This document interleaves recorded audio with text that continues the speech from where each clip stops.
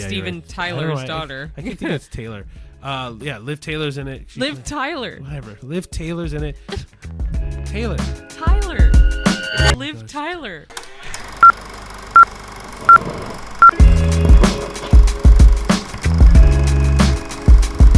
Hi, everybody. Hello. And welcome to the 8th episode of the A-List Mission. I think after 10 we're gonna stop counting because Yeah. this is gonna be like no. This is definitely the 8th episode. this is gonna be like half birthdays. Be like, Yeah, oh yeah, 30 and a half. All right, no kidding.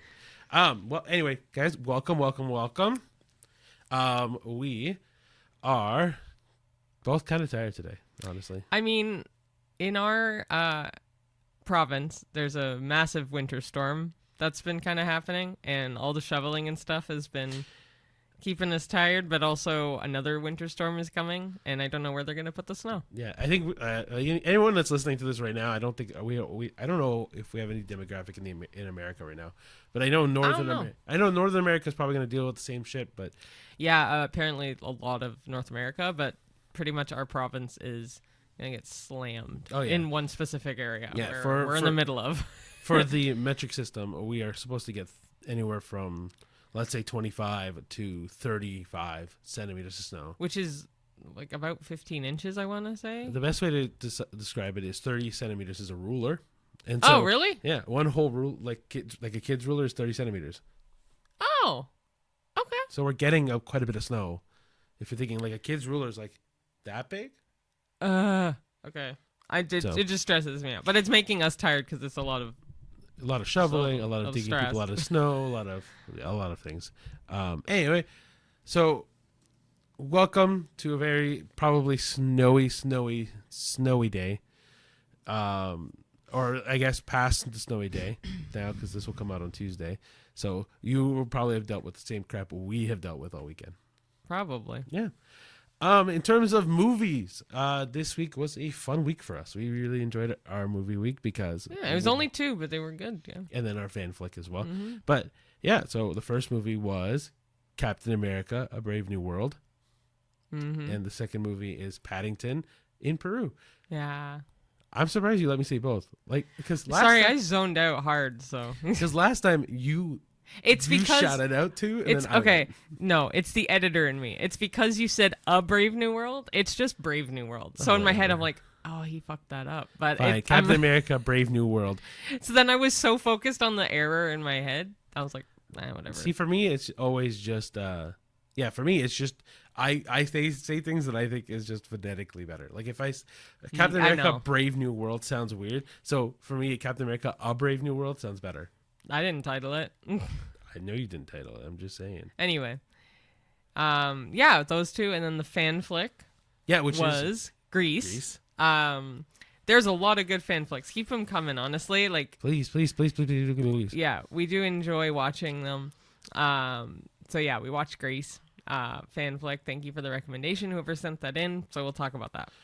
Yeah, but first we'll talk. Well, actually, one of the things I wanted to bring up was actually a quote that I saw. So I listen to podcasts on my way to work all the time.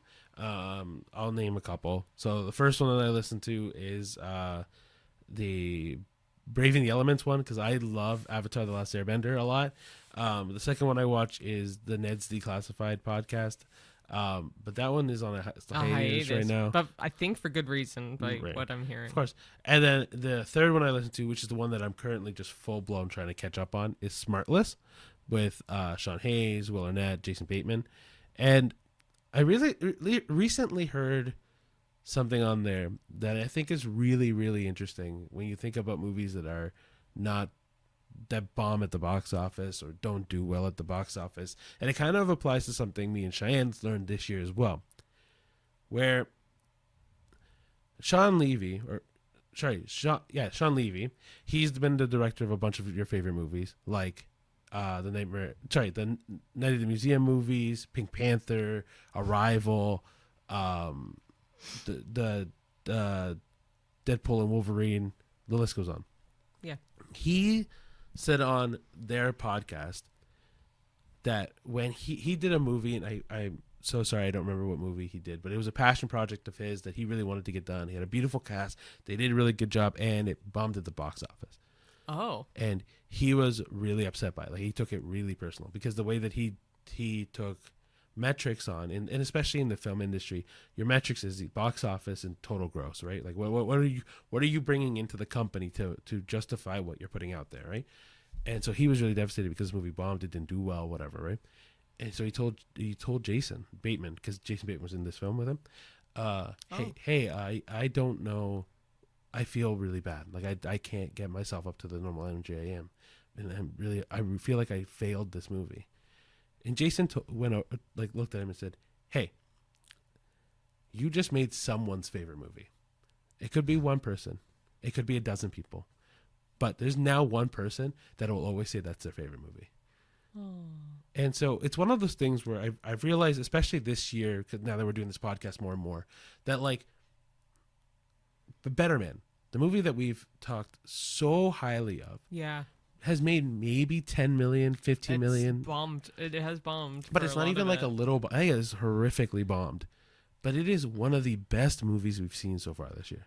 I think it's one of my favorite movies I've ever seen. But that's what I'm saying. And I wouldn't have bat an eye at it had it not really been for this podcast. Exactly. But that's what I'm trying to get at, is like, the reason why we do this podcast truly is to say, we want everyone to go to the movies, whether we say this movie is good or bad. If you have any little bit of interest in it, and you're like, I know that these people said that it's not their best movie. Like, we talk shit about Dogman, right? And so, but I also know kids will eat up to see that movie. Yeah. Right. So if you're like a teenager or like a young adult, and you're like, or even an adult, and you're like, hey, I really want to see Dogman. It seems like fun, even though we hated it. Go watch it.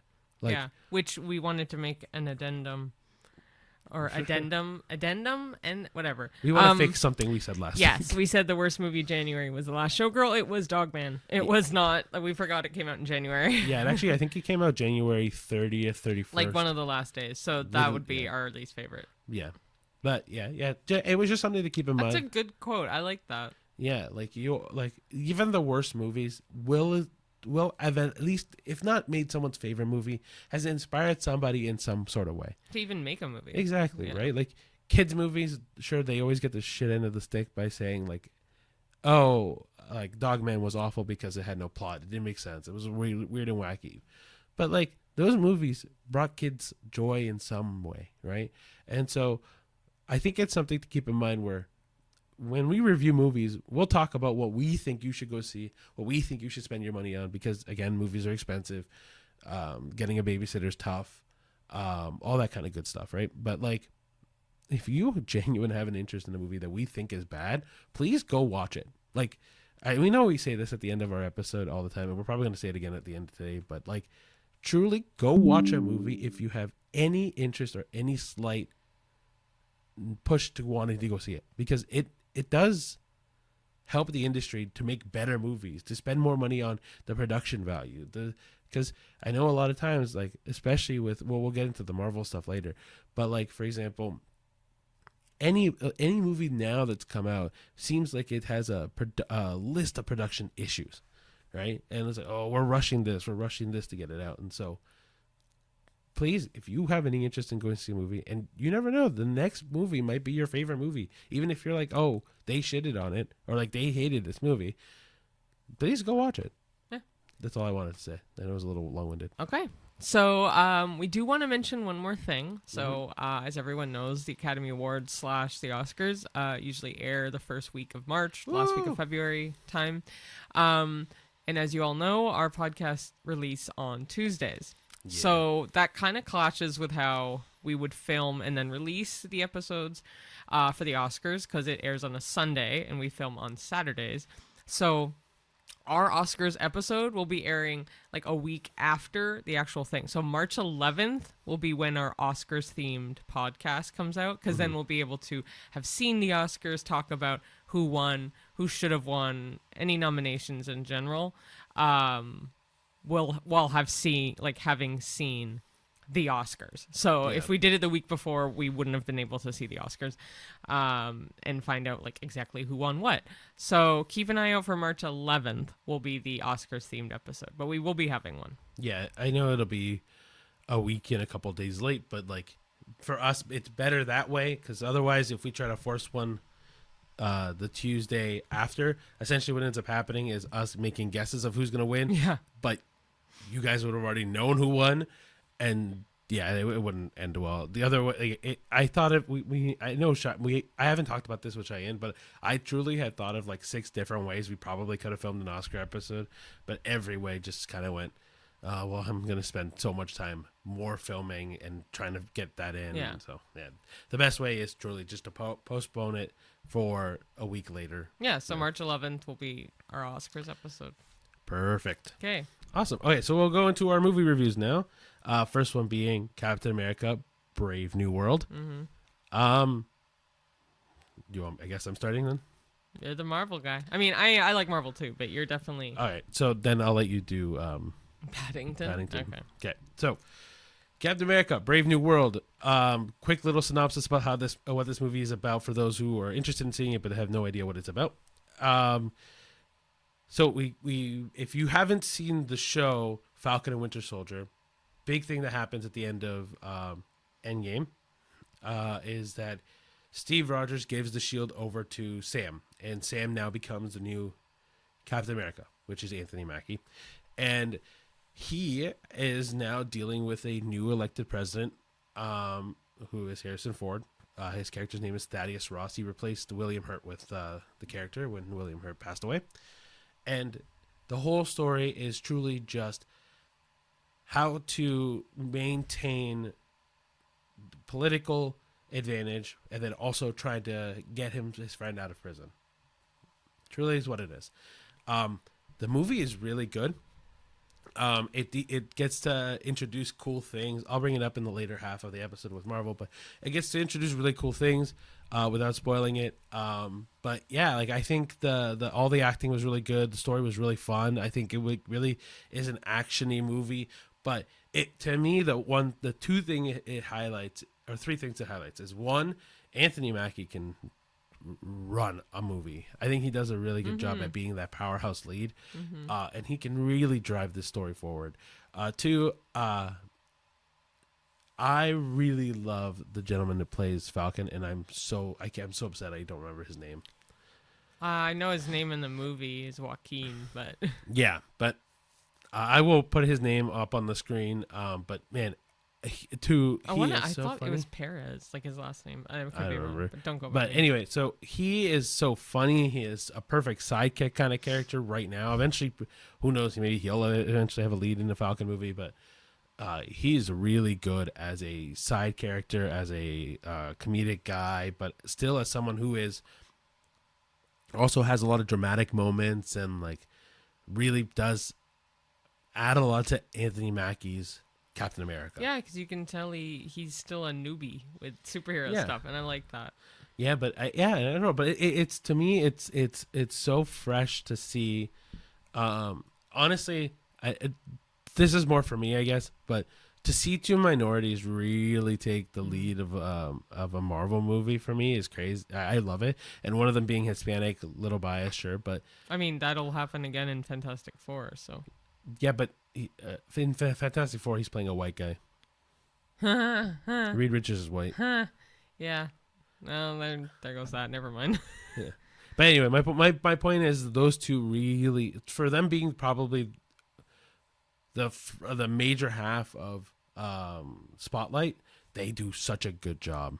Mm-hmm. And then Harrison Ford, I loved as Thaddeus Ross. My fear truly is that a lot of times Harrison Ford likes to do this, but I love him as an actor, and so I won't ever be mad at when he's in a movie. But he likes to phone in some of his acting stuff. Like you can kind of see, like he doesn't put all of his effort into doing 100% all the time. Oh, really? Yeah. This he didn't, and I was really happy he didn't, because you can tell that he actually really put a lot of effort into this. But if you look at some of his movies, Harrison Ford does kind of just phone it in. Like even in the newer Star Wars series, I think in the first one, Force Awakens. Yes, thank you. He doesn't. He's not really in it. Like you can tell he's not really in it. Yeah. Okay. He kind of just phones it in.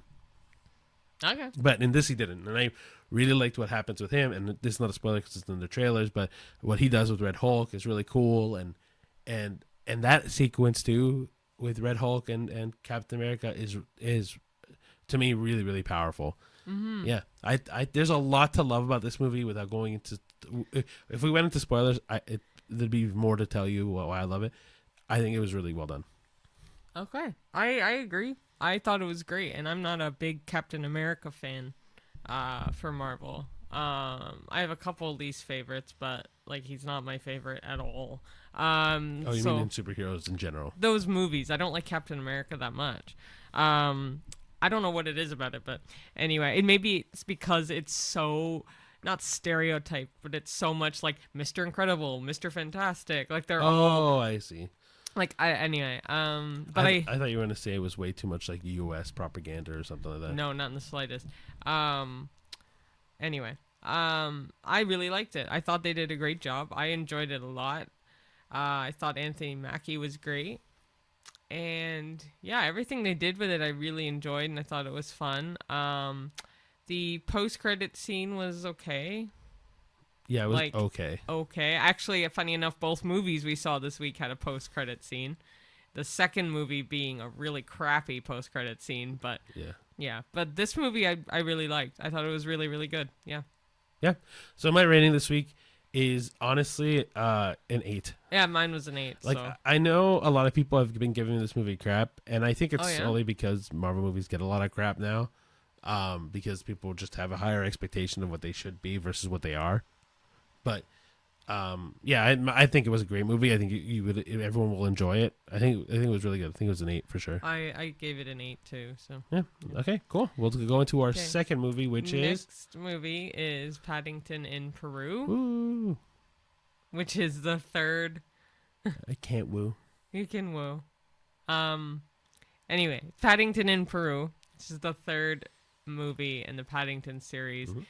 I don't know if they're gonna make a fourth. I saw a news article that said like, is the post-credit scene gonna reveal a fourth? I'm like, it hella didn't. Like, it didn't reveal anything. No. Okay, like, so neither post-credit scene really did. So Paddington in Peru. A couple changes prior, like from the first two Paddingtons. The mom, Mary Brown. I think her name is Mary Brown. It is Mary Brown. Yeah, ironic, like Mary Brown's chicken. I don't know if that's a U.S. thing, by the way. I think it's only a Canadian thing. So there's a chain, at least in Canada, called Mary Brown's Chicken and Taters, I think is the full name. But oh, is it really? And Taters? It's like Popeye's Chicken, which we also have, but the States also have it. Anyway, Emily Mortimer plays the mom now. The original woman, I don't remember her name. It's the main actress in... Yeah, I was getting to it. I'm so sorry. I thought you were going to say I'll put her name on the screen like you always do. I will put her name on the screen anyway. Anyway, she is from The Shape of Water. And she didn't come back for the third one. So, oh, fuck off. I was looking up. You get mad at me if I interject on your thing. Let me finish. Just go. Just say your thing. I know, because I don't want to lose my thought. That's actually why. I'm sorry. So, yeah, Emily Mortimer plays the mom now. I Googled into why the first mom didn't come back, and she literally just said, like, she's done as much as she could with the character and it's time to move on, which I think is kind of bullshit, because I agree with you. That's like, come on, it's a kids movie.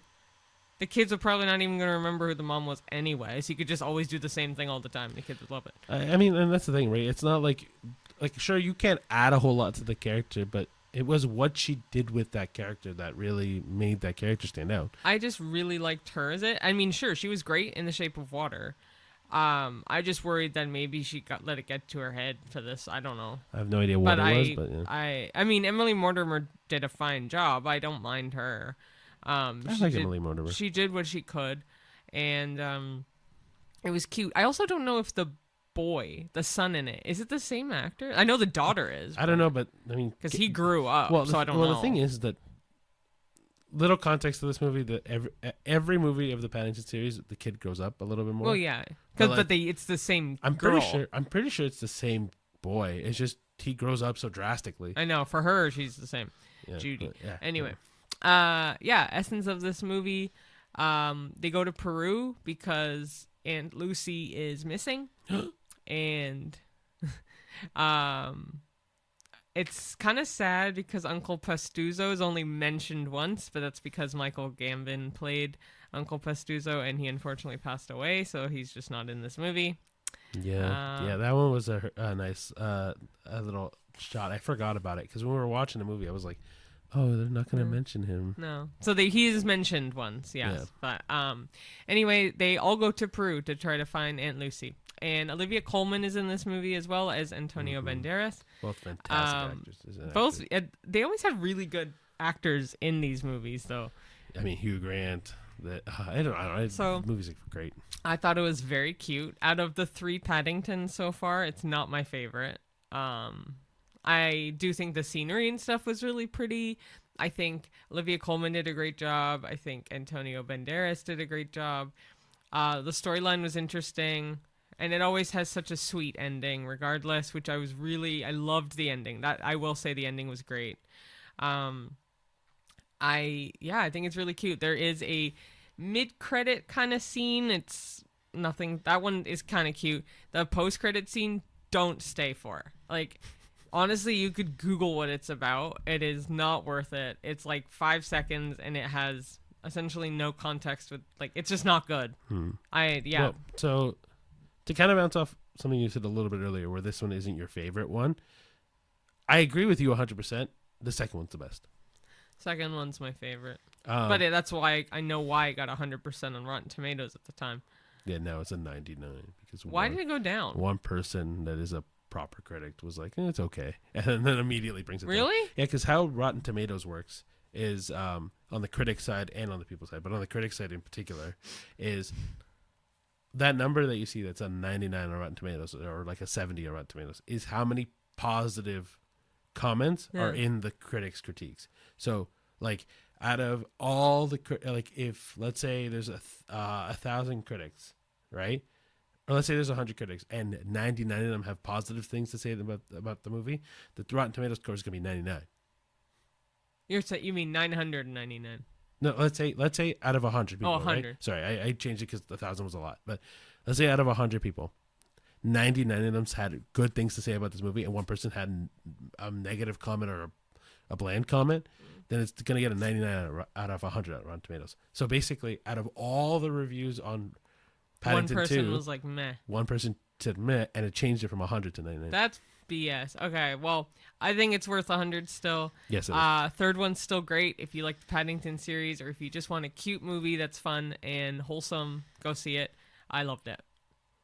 Yeah, and for us watching it on Valentine's Day was kind of it worked out beautifully because it was just a movie of just love and care and I think that's the one trademark I think all Paddington movies have done really, really well is that you can tell how much love is behind every character and every decision and the reasons. Like, I don't know, the endings for every movie so far has made me cry. Like, truthfully, like even the one that we saw. The third one, the Paddington Peru, the ending was so tear-jerking. Yeah. But not in like a sad way, in just a good way. Yeah, I overall really liked it. I think, I'm going to give it a rating of probably a 7. You know, I never thought about my rating for this movie yet. I was like, I just enjoyed it so much that I never thought about it. It's like it almost doesn't need a rating, but if I had to rate it, I'd rate it a 7. Like, I'm comparing it to the 8 I gave Captain America. I'm like, it deserves a 7 for sure. Like, if we were talking Paddington 2 would get like a 9.5, 10. Yeah. I'm talking about this one. Yeah, I think 7 makes sense. Okay. I hate that it's a 7. Sorry. That's fine. No, I couldn't tell if it was too high. But yeah, a 7. I know it seems low for Paddington. I know. But I'm still... So are we saying that Captain America then was better than Paddington in Peru? They're so different from each other. They are. I think for the movie that it was, it deserves a 7. And for the movie that Captain America was, it deserves an 8. I am comparing it as well to like the trilogy of movies that Captain America has had and Paddington has had. Out of Paddington, the second one's the best. Out of Captain America, for me, this one was the best. This one was okay. But I don't like Captain America right. movies. So anyway, those are the end of our movie ratings. One quick comment though. Winter Soldier is definitely way better. I don't remember it that well. That's fine. that's okay. But Winter Soldier's way better for me. Personally. Okay. Well, no, but I was just basing my rating on I know Winter Soldier is the better one. I just don't remember it. I just know people have said that's the better don't one. get me wrong. I that's not me saying that this one was bad by any means. I just hold a lot of love to the Winter Soldier storyline. Sure. Anyway, all right. So we will get into our fan film of the week. I can't remember what I called it. Fan flick. Thank you. Whatever. Fan flick of the week. And this week we got Grease. Yeah. And yes, thank you. I tried to say it earlier, but thank you to the fan. Yeah. Sorry, the whole table's shaking. Oh, okay. Thank you to the fan that suggested it. I can't remember who you are, but thank you. Honestly, I'm gonna let Cheyenne take this on for the most part. Cheyenne has seen this movie 1,000 times. This was a great recommendation because I will rewatch it all day. I've probably seen it at least 100 times. Because fun backstory. What? No, go ahead. Oh, fun backstory. When I was like mid-teens ish, I didn't have cable or live TV. I had a VHS/DVD player, like the one that was like the 2-in-1 player, and I only had like a few VHS tapes at the time, and one of them was Grease. So every night I would just rewatch whatever VHS tape I had in there, and it was Grease. So I've seen it at least 100 times. I know it like the back of my hand. If you have not seen it, it is with John Travolta and Olivia Newton-John as the main two, and it's like a summer romance-based high school musical. No pun intended. But it is cute. It's fun. It's got some classic songs in there that people would know, like Summer Lovin' or Grease Lightning or You're the One That I Want. I'm going to make a quick comment on this because we don't spoil movies that much. No, but fan flicks we do. I was just about to say on the fan flicks from here on out, if you're going to watch us, we're spoiling fan flicks because this is our genuine reaction to movies that have already come out. These are not brand new movies. The reason why we don't talk about spoilers in the first half of this is because they're brand new movies people want to watch. Fan flicks have been out. Yeah, that's why like first one was Gremlins. And yeah, really so there's spoilers ahead for Grease. Yeah, it also has Stockard Channing in it as Rizzo, and I love Stockard Channing. Rest in peace to her as well. Yeah, it's just really fun. They did make a sequel. Don't watch the sequel. So Frenchie in the first, I don't remember her real name, but Frenchie from the original, she comes back to the sequel. No one else did though. So like no Olivia Newton-John, no John Travolta. Like, it was not great. Yeah, it's such a classic. I just love it. It is so cheesy. Mm-hmm. And if you don't believe me, you should just literally watch the ending of that movie where they fly into the sky in Which their makes car. no It sense. doesn't make any lick of sense. Like they're literally at a fun fair at the end, and Sandy and Danny are in their car waving to their friends, and you just and fly. Part of me thinks that what happened was Danny Zuko with all his buddies, like Kaneki and all that. Yeah. Maybe you know how they Souped were. up the car Yeah, you know how they were working in the car shop because he didn't seem as surprised as she did. He was like, "I did this shit." Like no. I understand that could have happened, but it still makes no sense. Like it doesn't. It doesn't make any sense. Justify the ending. For me, the only way the ending would have made sense is if they had gone into like some jury, like if for example during the final musical scene, like they went to sleep, like in the same bed or whatever, if that was okay back then. And then in the dream that happens. Mm-hmm. Well, I don't know. None of it makes sense to me in the end where the car starts flying. But the rest of the movie I think is really good. So the movie, it was released, I think, in 1978. Don't quote me on it. But if I'm right, I'm right. If I'm wrong, if she's wrong, it's on the screen. 78 keeps popping in my head because I know Dirty Dancing was 87, and I flipped the two. So, anyway, but I think the setting of it's the 50s. Yeah. So yeah, as far as like people in the same bed and all that, probably a no-go. Dead ass have like sex scenes in this. Oh, good point. You're right. And they really talk about. You're right. And they really talk about a false pregnancy. And so this I guess was a more taboo movie at the time. So yeah, I guess they could be in the same bed. So it was a 70s approved version of the 50s. Yeah. But the reason why I make this comment is because I Love Lucy. When did that finish? Late 50s. That would make sense then. But that was filmed in the 50s Yeah. for the 50s. Yeah. This was filmed, so it's like Dirty Dancing, filmed in the 80s, based in the 60s, I think it was. Yeah. So the reason why I say the whole bed thing was because of I Love Lucy. I just know. couldn't remember when I Love Lucy ended. No, I know.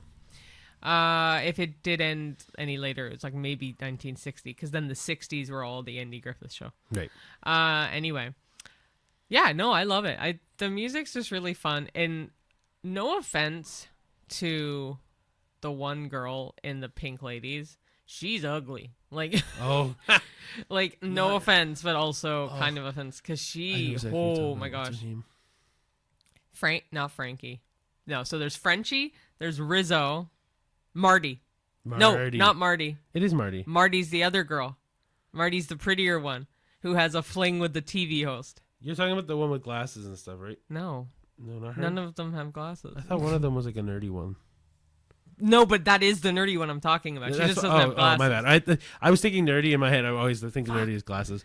Don't worry, she'll be on. It's it'll be so on the funny screen. because I know all the other names. It's all good. Don't worry. If you remember it as we keep going, we'll keep going. Yeah. But continue. Well, Oh, there's the not one much that else was to ugly, continue yeah. because, like, for me, it was fun. It's very, very cheesy. But I love it. I love John Travolta's accent in it. It's so funny. Sandy. Hey, Sandy. Like, It almost I reminds don't know me, why. It almost reminds me of Audrey from Audrey 2 in Little Shop of Horrors. But the plant is a lot more deeper, but it's the same idea. It's just different register. But I think it's really, I actually really do like Grease Lightning, that song, like the way that they do that video. He doesn't sing well. He doesn't sing He well. doesn't No, sing but well. Grease Lightning's musical number where they go That thing? but like even when they go into the next scene where they're in like a white room with the car and all the dancing around the car, like they're not in the shop. Ooh. They're not in the shop, but they're dancing around in that white room. I think is really cool. I think the musical numbers in this movie, like even Beauty School Dropout. I was just about to say Beauty School Dropout, where she's walking down like the steps. This like version of It's heaven. it's produced so much like a stage play, but it's not a stage play. It's just it's like a up the production of a stage play, and it's so good. Yeah. Yeah, I really do like Grease. The more I think about it too, because like Cheyenne said, me and Cheyenne have seen Grease forever ago, and we also rewatched it this week again because of this. But like every time I think of like every time I think of Grease, because I didn't watch it growing up, I watched it more recently. I didn't have the idea of like, oh, I love Grease. Grease is amazing. I always just think, oh, Grease. And then I watch it and I'm like, oh, Grease. Oh, I really do like this movie. True. I know you found out the character's name. So while you were digging around. Just so you know, you're going to be in the camera. As I was talking. Oh, I'm so sorry. It's okay, but it's fine. I'm so sorry. So if something is like a bug in my ear, I will hate everything until I find it. So maybe one day we'll get tablets so that way we can do like a little on the side. Rizzo, Frenchie, Marty, and Jan. Yeah, I saw the Jan. So it's Jan. Jan is the ugly one. Marty is the one that wants a fling with the TV host. Oh man. Oh yeah. At the dance marathon. Yeah. This because I remember him saying like, "What's your name?" Like whatever. She said Jan. And it was just Marty. Sorry. She's like Marty Maraschino, like the cherry. Oh, right. See, again, very taboo.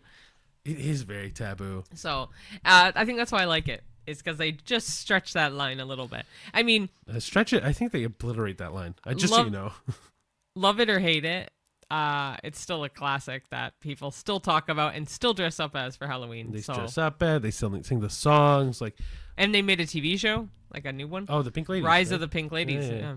But man, like I mean, it's weird how much like this is kind of one of those movies where I don't know how well it did box office release or whatever, but it's definitely a cult classic now. I think it's a lot of cult classics bomb at the box I know. office. So That's the craziest thing to me is movies that people bring up all the time now are considered cult classics did so bad when it released. So I don't know if this one did, but like Rocky Horror Picture Show probably didn't do that well at the box office. It still airs every week since 1975. I know, it's brilliant. Well, because that movie's also like it's so weird and wacky and like Little Shop of Horrors, like all the same. Yeah, like but and then in that same realm though, I think Grease fits in that realm where it's like wacky, it's musical, it is. I don't know if it fits in the same category, but I wouldn't say it's like Rocky Horror Picture Show, but definitely to me as Little Shop of Horrors. Okay, sure. Because because Little Shop of Horrors to me is like that bridge between both worlds. Mm-hmm. But yeah, I think I like I was saying earlier, like Grease is always the one where I think of Grease and I'm like, oh, Grease. I don't really know if I like Grease. And then we watch it and I'm like, I really like Grease every time. And it I don't know if I really like it. I like it a lot. But I really like. I think it's fun. I don't think is it top class best acting in the whole world? No. And is the story like rock solid? No. Like none. Like there isn't things. I wouldn't say like this movie deserves even like an 8 out of 10. No. Like maybe this probably reaches 6.5, 7 to me. Like it borderlines that, but it's fun. I think it's a fun movie. Yeah. Like movie. This is a movie I can like you did watch it in the background forever. So that was our fan flick this week. Yeah. So Grease, it's fun. I would say you got to watch it. It's you just to get the essence of the thing. So I think it's a movie that has been out for a while. That if you haven't seen it but you've heard the music before, please go give it a shot. And I know that like, it probably has that weird like stigma of being this is a really old movie, but it's a very interesting movie at the very least. Mm-hmm. Cool.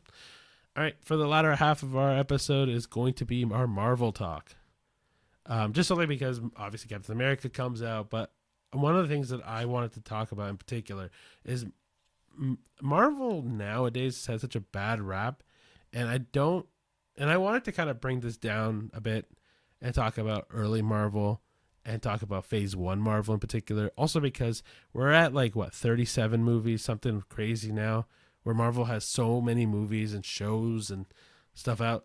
So I wanted to kind of go, especially for those who haven't seen the shows and all the movies, to kind of go, all right, let's talk about Phase 1 Marvel. And then there's 3 movies that are coming out this year. So we can talk about I'll talk about Phase 1 this time. The next time there's a Marvel movie, we'll talk about Phase 2, or I might combine Phase 2 and 3, and then I'll talk about 4 and 5 and 6 afterwards. But we'll start with Phase 1 this episode to give it a great foundation and get people kind of excited for Marvel movies, man. Because I think, like I was saying, Marvel nowadays, I think it's because because I won't lie, Marvel that hasn't had the best string of movies recently, and so I wanted people to get excited about Marvel movies again. I want people to understand that, you know what, this is not peak acting. This is going to be a wacky movie. Like, comic books are not made to be serious dramas and serious action films. They're made to be kooky stories or weird stories with having weird villains that don't make any sense. Or like, think about Thanos was not. Sure, Thanos was dramatic, but like when you break down the essence of Thanos, like it's a purple alien who gets these shiny stones that have powers in it to change the world or to change how the universe works. Like, it's not your typical movie by any means. It's either a typical action movie, sci-fi movie, whatever. It's just not normal. And so for people to have these like massive critiques on it and go, well, this doesn't make any sense anymore. Well, what are they doing now? It's, to me, unfounded. But anyway, we'll start with Phase 1 Marvel. So 2008 is when it starts it all. To Iron Man. Robert Downey Jr. is the man that starts it all with Jon Favreau behind the camera and also in front of the camera. But yeah, Iron Man is a cultural phenomenon, right? Like, I think truly Iron Man being the first one to start it off, it's just crazy. Because it was 2008. Yeah, but like, and especially for the risk that Marvel was taking, right? Because Robert Downey Jr.'s had his issues in the past, and you never really know if he's going to be the one to start it. But he had so much charisma and uniqueness, and like really drove home the main character lead. I think no one else could have done what Robert Downey Jr. could have done.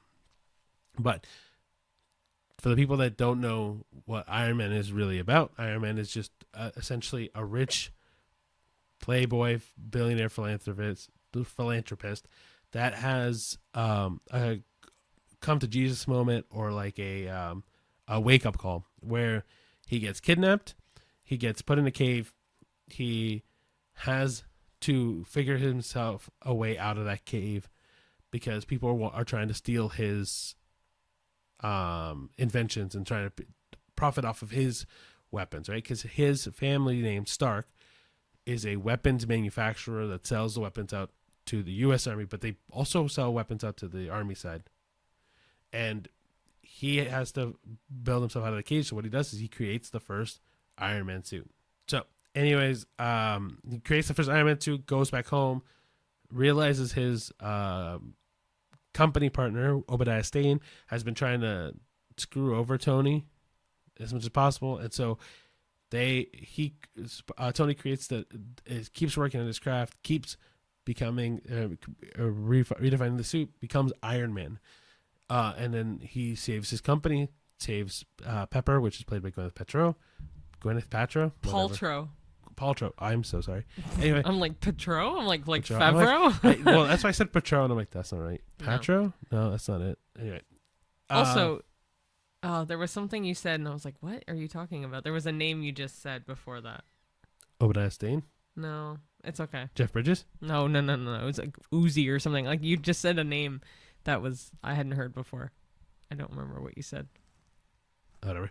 Anyway, if I remember, I'll remember. I'll say it again. Essentially, what ends up happening in that movie is Tony Stark saves his company, defeats Obadiah Stane, and saves Pepper Potts.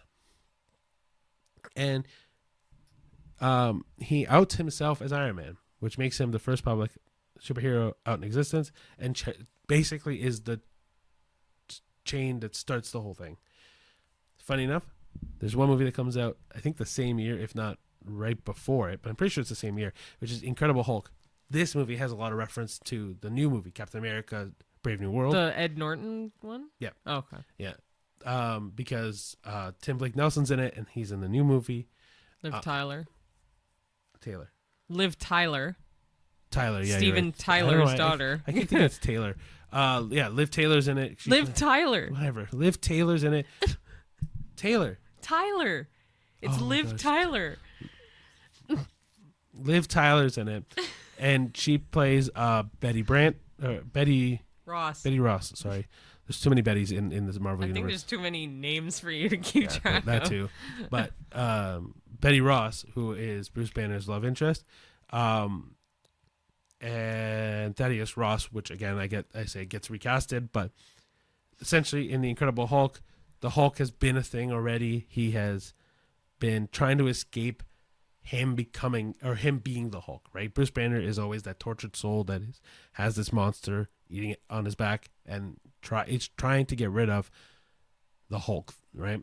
And so as the movie progresses, what ends up happening is that he realizes that that without the Hulk, there's going to be monsters out in the world, like what happens in this movie. They create the Abomination to combat the Hulk, and so the Hulk and the Abomination go at it. The Hulk wins.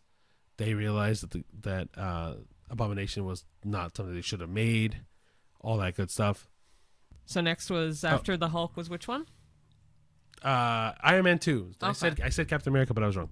Iron Man 2. Iron Man 2 is all about Ivan, who is a Russian inventor that he thinks he's created the patent for the his heart the arc reactor, which is his heart. Reactor. Yeah. Thank you. And so he comes to America and challenges Tony because he thinks that family has ruined his or has taken his invention away from him. Then you also got Hammer, which is a company that is like a weapons manufacturer that wants to team up with Tony, and then gets like scolded by Tony quite a bit. And then you also get Rhodes, which Rhodes is now played by Don Cheadle. Yeah, and he also in this movie, basically what ends up happening is Iron Man has to deal with outside influence into him, and he also is dealing with people finally now that they know who he is and what he's all about, trying to attack that. And so basically the final end scene ends up being Hammer and Ivan band together to create their version of an Iron Man suit that's pilotless so that no one else can be in it. And they attack Tony. Tony is also dealing with his own personal doubt of becoming Iron Man and being this public figure. He gets into a very like alcoholic rage kind of idea, which is very true to the comics. Oh, and I figured it was. Yeah, and Don Cheadle pulls him out of it, and and then Rhodes now also has his own suit, and he is now War Machine. And this movie is also Jon Favreau. Out of the first phase movies, he directed 2 of them. Otherwise, it was all different directors. And I don't know if you noticed who the screenwriter was for this one. Justin Theroux. Justin Theroux's a brilliant writer. I didn't know this. He's just knew him to be like a goofy actor and ex-husband or husband of Jennifer Aniston. No, he is a brilliant writer. Like he wrote a lot of comedies. Like he also helped wrote Tropic Thunder. Oh yes, okay, I forgot about that. But I didn't think he'd be like a Marvel writer, so that's really cool. Well, the reason why he's a Marvel writer is because of Jon Favreau. Oh, yeah, okay, yeah, and probably Robert Downey Jr. But essentially, what comes out of this movie is you get Rhodes as War Machine and Tony feeling more confident as himself as Iron Man, and also all in the background, because these are all in post-credit scenes, is you get to hear things that are stirring up in the background. Like the first Iron Man movie, Nick Fury comes in as the post-credit scenes to say, I want to talk to you about the Avengers program. All the post-credits are beautiful in the first phase. Yeah, and then in The Incredible Hulk, you see Robert Downey Jr. talk to William Hurt about the Avengers program. Oh, in the second one, you get to, at the end, you see sorry, this is really tough. I'm trying to remember a lot of this because honestly, you're doing better than I would, because I love the Marvel movies, but like you could talk for hours about it, so I'm just letting him talk. We get the hammer in the desert that they find at the end of Iron Man 2 in the post-credit scene. You see a hammer just buried into the desert. Yeah. Okay, which brings up the fourth movie in the phrase is Thor. Thor is a very fun one. I love Thor a lot. I love Thor Ragnarok, but Thor is good too. I like the first Thor. The second one, and the newest one, Love and Thunder. Love and Thunder. But this one was directed by Kenneth Branagh, which I also didn't know. I think I did know this. I knew he directed 1 or 2 Marvel movies at least. In Thor, Odin is the king of Asgard, which is one of the 9 realms of the world, the universe. Earth being Midgard, and he has a son, and his name is Thor. He also adopts a son named Loki, and Loki is a frost giant. Basically, is the enemy of the Asgardians. And when Odin attacked the frost giants, he found a child frost giant that was left alone, abandoned. So he took him in as his own. So then you get Thor and Loki growing up together. Thor is going to be what Odin is now, the king of Asgard. And when Thor is growing up, he becomes more entitled, more brash. Like he makes decisions that are solely about himself, right? It's I want to be king. I'm going to be king. I'm going to do whatever the hell I want.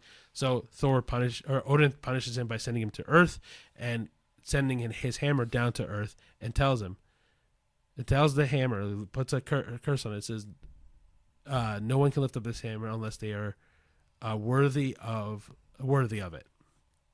And so Thor now goes to Earth. The hammer is stuck on Earth, and Thor has to gain the right to be worthy again. And that's the whole trip. He meets Natalie Portman and Kat Dennings, and he meets a lot of interesting people that help him get to the point where he's now worthy.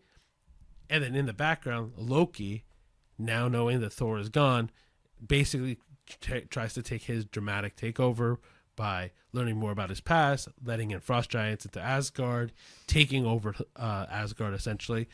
And so Thor becomes worthy, goes back to Asgard, and stops Loki. It's essentially that movie. Post-credit to that scene is that they find something crazy in the Arctic, and it's just Captain America's shield. I didn't register that all the post credits tied to the next movie. Yeah. Until I hear it back, I'm like, oh yeah. Yeah, and so Captain America: The First Avenger is the first time we see Chris Evans as the titular character. He basically, for the recap of that movie, is young Steve Rogers wants to become a U.S. Army or U.S. soldier, but he's too weak, too scrawny, doesn't have the build for it. But his friend Bucky Barnes does, so he gets into the army. Didn't he? Okay, I thought that he took a serum though. Like I know. Not Bucky yet. So he was just jacked anyway? Oh, Bucky was built. Well, not Oh. jacked, but like he was built enough to be in the army. Okay. Then Steve Rogers gets offered to take a serum that'll make him faster, better, stronger, the whole Harder, shebang. better, faster, stronger. Yeah, exactly. And he takes it, becomes the Captain America that is buff, well-rounded, the whole bit, can jump faster, can jump higher, run faster, is stronger. And then they also give him the amazing shield that is still known to this day, made of vibranium. That's important. But basically the whole movie ends up becoming from him at this humble beginning of being a scrawny kid, this humble beginning of being a strong kid, or a young kid, scrawny kid, to becoming the hero that he is, but his heart never leaves him, right? Also, the villain of this one is Red Skull, and Red Skull, what he's trying to do is get the Tesseract to essentially dominate the world. And keep in mind, this movie takes place in the 1930s, and so a lot of Nazi war stuff going on. So maybe late 30s, early 40s, if it's like go. World War II vibe. Yeah, World War II vibe. So 39 to 45 was World War II. Okay, perfect. I don't remember my dates. I'm really bad with dates, but okay. essentially, yeah, this movie takes place in the midst of World War II, and Captain America stops Red Skull, who is an agent of the Nazi army, and the whole bit. I will say it's funny to see the very obvious, like fake skinny Steve Rogers. Yeah, because like short and skinny kind of vibe, and then you see him with his super serum, but it's literally now Chris Evans, which is crazy. Well, fun fact about that movie is that Haley Atwell, who plays Peggy in that movie, when Chris Evans comes out of the machine that turns him into the super soldier suit, he comes out, and Haley Atwell not seen him like that yet at all. And so in the scene, she touches him, and it's completely unscripted. Really? She just does it because she couldn't believe how he looked. He looked great. He looks phenomenal. Yeah, I won't. That's so funny. Yep. And then we lead us to the end of that phase, which is the Avengers movie. And man, the Avengers movie was a revelation. I remember when I went to the theater to watch the Avengers movie, I think I've said this on this podcast before, but yeah, going to the theater and going, holy crap, we're going to go see Iron Man, the Hulk, Thor, Captain America, all in a movie. It was brilliant. And then obviously you also get Black Widow, which I completely forgot gets introduced into Iron Man 2. But you get Black Widow also in there, and then Hawkeye gets introduced into Thor just a bit, but you don't actually, you just see a really good archer in Thor, but it's never specified as Hawkeye. But yeah, it's Hawkeye. And so you get the Avengers that round up. Basically what ends up happening is Loki is now trying to take over Earth by using the Chitauri space alien race to invade New York is essentially what ends up happening. But you're also Samuel L. Jackson is putting together this team of heroes that don't get along. Right? You like Iron Man has his self-importance, and then Captain America has his righteousness. Bruce Banner is very shady and into the background because he doesn't want the Hulk to come out. This was Mark Ruffalo now, Yeah, right? yeah. This is the beginning of Mark Ruffalo's tenure as the Hulk. Why did they get rid of Ed Norton? Do you He know? didn't want to do it anymore. Really? Yeah. I actually really liked him as Bruce Banner. He I mean, not as obviously not as much as Mark Ruffalo. he had too many demands for what he wanted for that character, Oh, and Marvel that's didn't a want shame. it. Yeah, it's- Whatever. Anyway, so you get these big personalities shoved into a room, and you expect them to work together, and they don't work together at the beginning. So when when Loki invades the helicarrier, that's the big moment of we need to work together, or else this isn't going to work. But yeah, essentially Loki goes around with the Tesseract too, and the Tesseract is Tesseract, by the way. Tesseract. No, there's no T. There is a T. Mm-mm. Whatever. I'm not even gonna argue this. Basically the Tesseract can move him into any space at any time. So Loki is going around trying to build his army, build fear, trying to get people to be scared of him, while people on the other side of that is trying to stop him as best as they can. And so when the Chitauri invasion comes in, you see the iconic Avengers in New York Square. No, not Times Square. In New York. New York Square. In New York, trying to stop the Chitauri from happening, trying to stop Loki from taking over the world. Iron Man then proceeds to try to sacrifice himself, which gives him gives everyone the look that he is not just selfish, he is selfless, and will do what he can to save the world. And yeah, then the Avengers win. Thor brings him back to Asgard to put him in jail, and that's how the first phase of the Avengers, the Marvel movies go. And there's 3 phases or 4? There's 6 now. Oh fuck! I was not ready for that. That is a very quick summary, but the reason why we Not even that quick. A quick summary, and like I could have gone in way depth in all of them, but I know, but essentially the reason why I give you a very brief summary to this is obviously there's a lot of people that haven't seen it, but also because these are the first times you see your major characters come into play. And so I urge anybody who's interested in the Marvel movie, take it step by step. Obviously don't throw yourself in all in at once, but like the first phase gets you excited for the Avengers and gets you I going. really like the first phase. And I mean, they released 6 Marvel movies in 4 years. That's pretty good. It was that's how it started, right? It was 1 movie a year, 2 movies a year. It was most. Prime Marvel was phase 1. Phase 1 and phase 1 to 3. Yeah. Or phase 1 to 4. No, phase 1 to 3 is the best 3 phases. The first 2 phases are just like, but it's just so, like the audience when you'd go to the theater was like more hyped, I think. Be like, oh, we're getting into something really cool. And it was magical to see that. But I think one of the things that I think people forget is that there are things that, like the next phase that we'll talk about when, I think the next movie is Fantastic Four. Like out to this year? year? Oh, yeah. I think the next movie that comes out this year For is Marvel? Fantastic Yeah. Four. There's only 2 out this year? I don't know. I thought there was 3. No, I know another superhero movie coming out, but that's Superman. Yeah.